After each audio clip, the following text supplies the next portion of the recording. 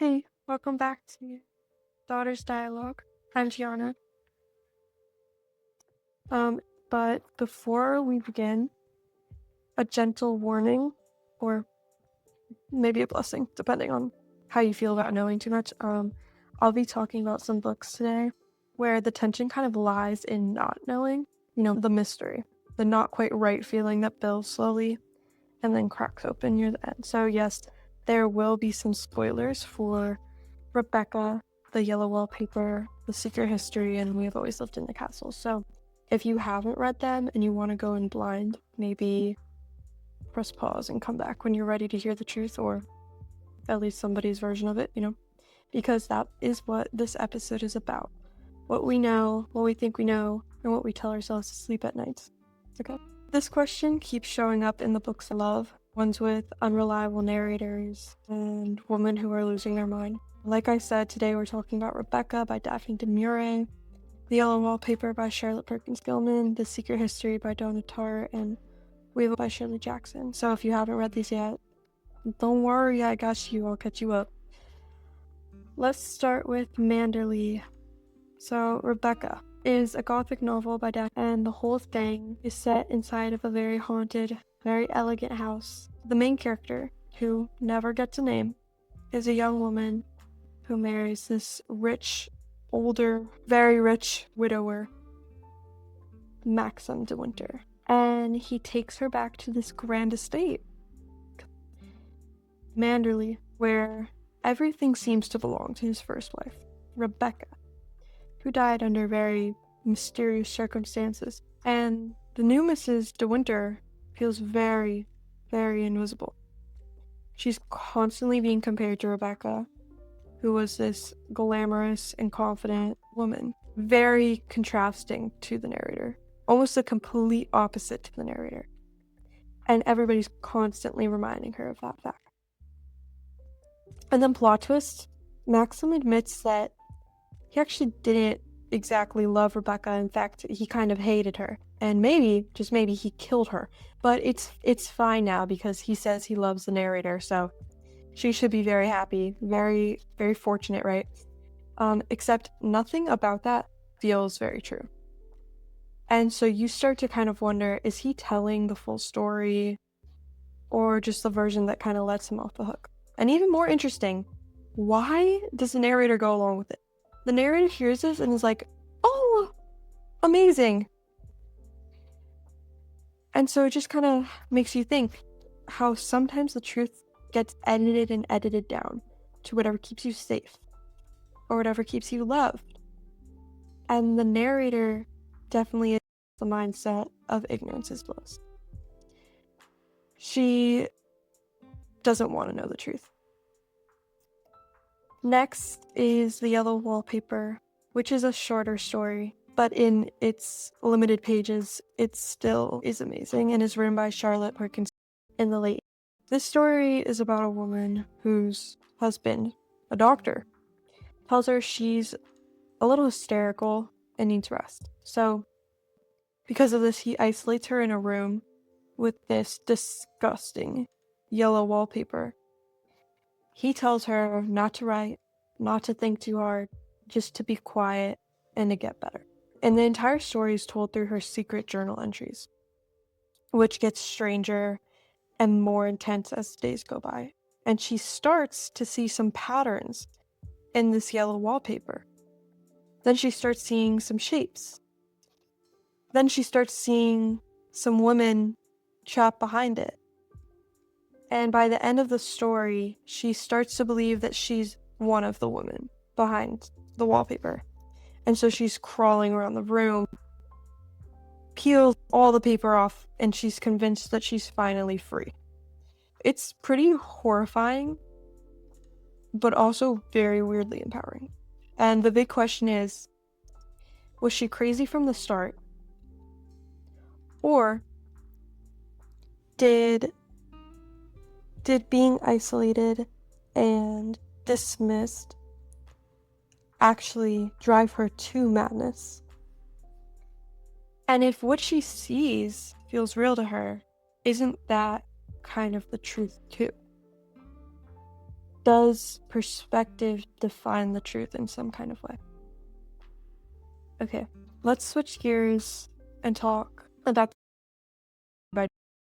this one's kind of a modern classic, but in a totally different Gothic tradition. It's set in New England at a college, and it follows a group of students studying Greek under a very odd professor.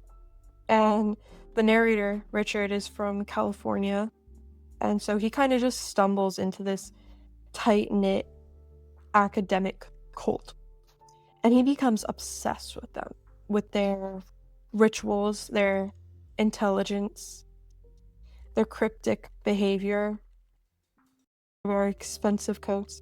And early on, we find out that one of them has been murdered. And the rest of the novel is just this slow, hypnotic unraveling of how and why that happened.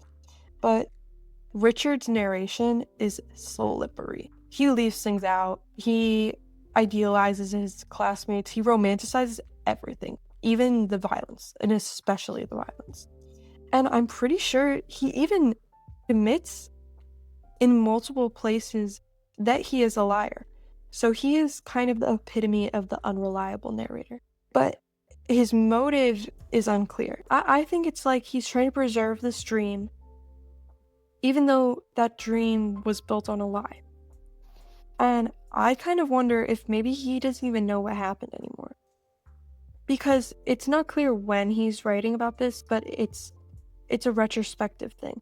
So I don't even know if it's clear to him what even happened, or if he's just reshaping the story into something beautiful so that he could live with it.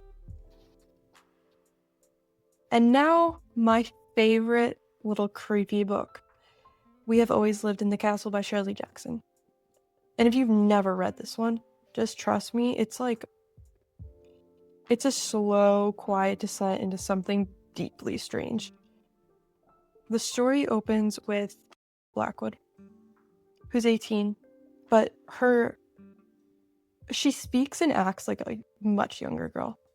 She lives with her sister, Constance, and their Julian in this big, decaying house at the edge of a village that absolutely hates them. Like full-on superstitious mob energy. Children sing mocking songs about them, adults glare as they pass. For context, 6 years earlier, their family was poisoned at dinner. There was arsenic in the 4 people dead, and Constance was charged. She was the one who cooked that night, but she was acquitted. But still, the town believes she did it. And Mary Cat never really talks about it. She just wants things to stay how they are. She wants Constance to be safe. She wants the villagers to stay far, far away. And from the beginning, the book feels very off. Mary Cat has this dreamy narration. It's magical thinking as survival. And you go along with it because you're inside of her head. And she seems so sure that this odd, fragile life is the only way to be safe. But as you're reading, there's something festering under the surface. Julian keeps obsessively recounting the day of the poisoning. He's just flipping through fragments of memory, trying to piece it all back together. Constance is so sweet and domestic, and Mary Cat, she just wanders. She talks to her cat, imagines living on the moon, she fantasizes about what she'd do if everyone else died. Sometimes she wishes it out loud, and then Constance says something. Just one line. She says, "It was the sugar, wasn't it? I should have told them. I didn't want them to arrest you." And suddenly it clicks. Mary Cat does not remember doing it. Or she does, but she buried it so deep in her mind that she can't recall it anymore. That she killed them. She put the arsenic in the sugar bowl, and she feels no guilt about it. She only feels relief that it worked. I don't know. She's kind of rewritten the story so thoroughly that even the truth can't get in. And the truth, by that point, barely even matters anyway. Because in her version, she's not the villain. And the world beyond the gate to their castle is the real monster to her. It's one of the most haunting things I've ever read because Mary Cat's voice is just so convincing and so innocent that you almost don't notice the horror. She builds a so gently that it doesn't feel like it's anything but the truth. And that's the real magic of the book. It doesn't scream at you, it just whispers. And the whisper is that the truth is only like as strong as the person who's telling the story. So what does truth matter? So yeah, 4 very different books. But they all do this thing where the narrator filters reality through fear, desire, memory. And I couldn't help but wonder, do we ever really get the full truth in any story? Or do we just get one version of it that's been curated, softened, cropped? Sometimes characters lie to others, sometimes they lie to themselves, or sometimes they just forget. And I think about that all the time, not just in books, but in real life. For instance, have you ever remembered something completely different than someone else, and you both swear that your version is the truth? Or maybe you believed a story because it was just easier than what the truth might have been. Sometimes the lie is a form of protection, and sometimes that is the only thing that can hold you together. So that's the spiral I've been stuck in lately, and all of these stories remind me that the truth isn't always hard. It's not always something you can hold in your hand. Sometimes it's messy, and sometimes it's whatever lets you keep going. If you like this, send it to someone who's into gothic novels, mysterious houses, or morally ambiguous girls. And I'll be back soon, maybe.